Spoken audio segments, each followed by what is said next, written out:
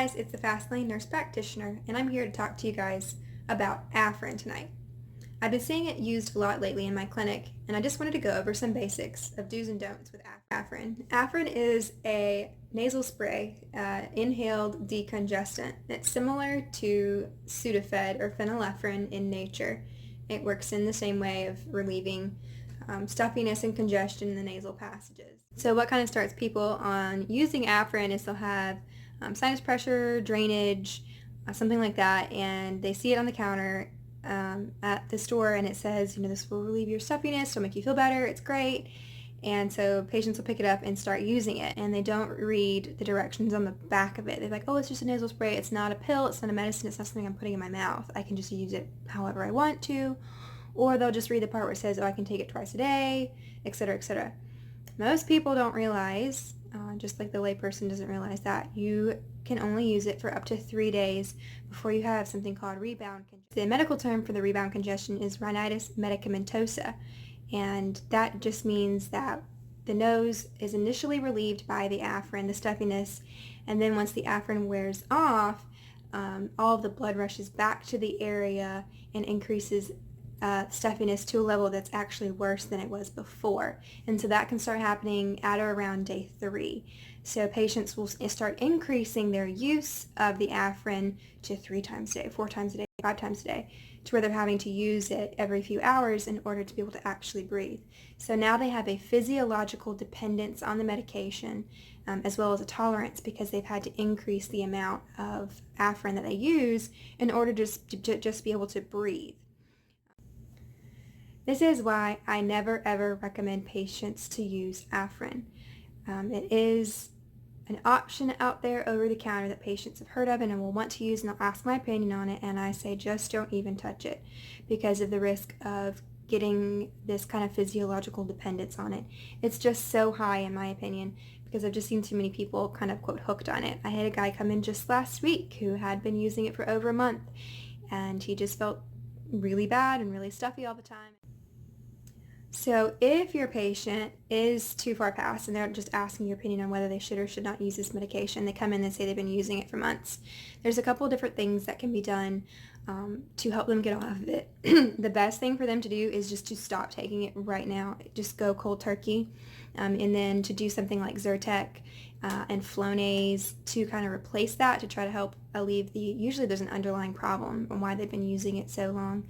So something like Flonase, which is that inhaled steroid, and Zyrtec, which is a long-acting antihistamine, those can help kind of alleviate the symptoms while the patient is getting off of it and dealing with that rhinitis medicamentosa. And also lots and lots of nasal saline that can also replace that and rehydrate the area there as well. In very severe cases, you can do high-dose taper packs to get them off of it. That's for someone who just can't breathe at all and can't really seem to cut it, but most people should be able to just, you got to put it down and move on. So it's not a psychological dependence as something like, codeine would be or could develop into.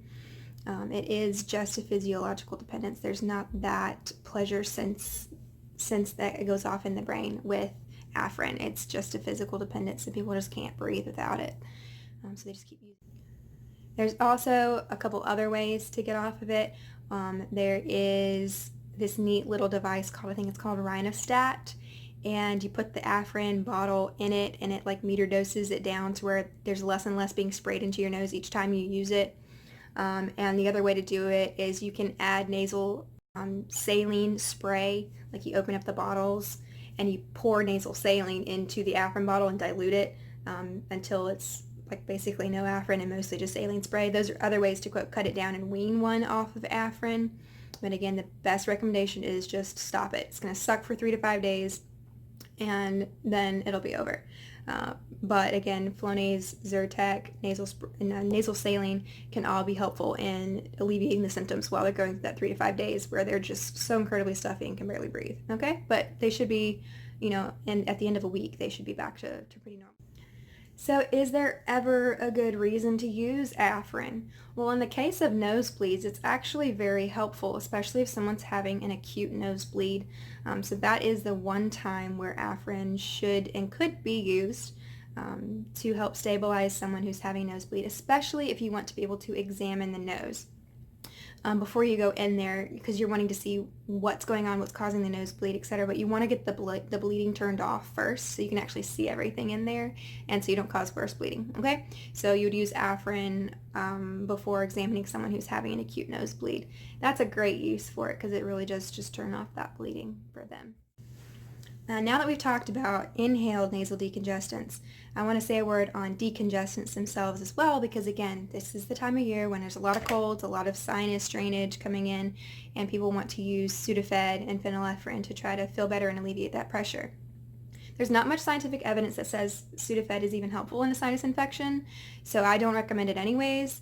But again, if you are recommending it for patients to use Sudafed, that's a max of 7 days on something like that. The main reason that I prescribe Sudafed or use Sudafed is when someone has eustachian tube dysfunction, which is a lot of pain and pressure in the ear following usually an upper respiratory infection. Sometimes could also be related to allergies.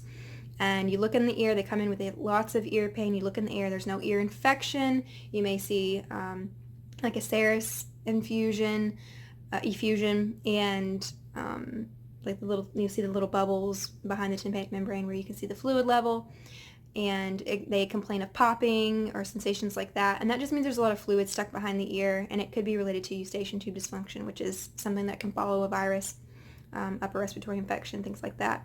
And the way you treat that is with Flonase, Sudafed, and Zyrtec as well. So because that causes the eustachian tube to open up and allow that fluid to drain off and that pain to be alleviated. And that varies from patient to patient with how long it takes to relieve the symptoms of that. But again, you can really only do the Sudafed up to 7 days before you can cause rebound congestion with that one as well.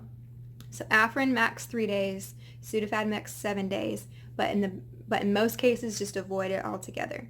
And that's my take. And thank you for joining me here on the Fast Lane Nurse Practitioner channel. Make sure to like, subscribe, and comment. You can check out in the comments. I have lots of links to great resources, my website, my Facebook, and a couple other things. All right, see you guys later. Bye.